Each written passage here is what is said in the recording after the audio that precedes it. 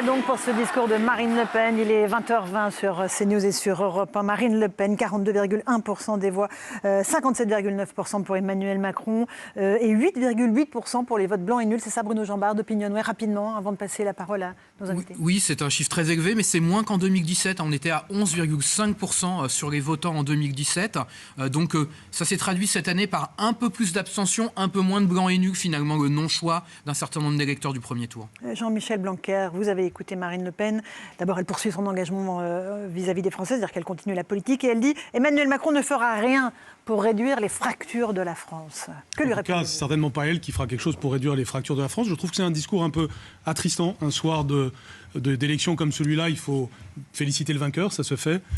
Souhaiter la réussite de la France et donc de celui qui vient d'être élu par une majorité de Français pour être président. Il y a un instant, Robert Ménard disait qu'on avait été caricatural avec Marine Le Pen. Regardez comme elle est caricaturale avec ses adversaires. Lorsqu'elle dit « nous avons la nation chevillée au corps ». Vous croyez que je n'ai pas la nation chevillée au corps ? Vous croyez qu'Emmanuel Macron n'a pas la nation chevillée au corps ? Ce soir, il a été élu par une majorité de Français et maintenant, il le représente tous et il faut souhaiter qu'il réussisse. Vous avez le sentiment que vous n'avez pas été caricaturaux ?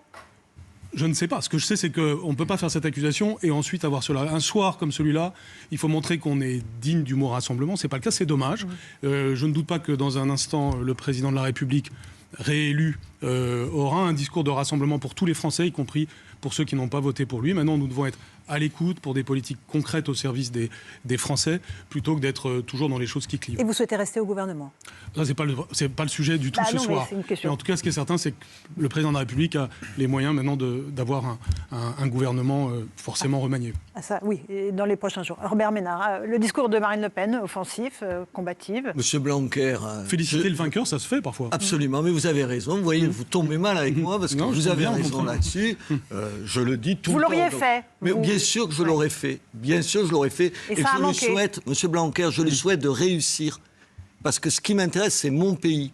Si demain, vous prenez que de bonnes décisions, mais je vous applaudirai. Je l'ai fait pendant tout le précédent mandat. Je ne supporte plus la politique comme ça.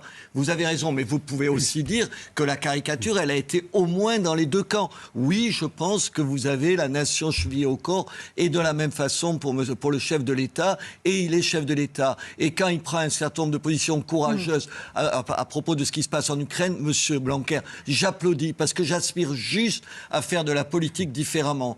Parce que les partis, tout, nous poussent l'un et l'autre à caricaturer les positions de l'autre. On n'a pas besoin de ça. On a besoin juste que l'école, ça marche mieux. Je le dis parce que vous êtes ministre, qu'on prenne des positions courageuses par rapport à l'Ukraine, qu'on fasse que les petites gens soient moins malheureux. Là-dessus, nom de Dieu, on peut au moins s'entendre là-dessus.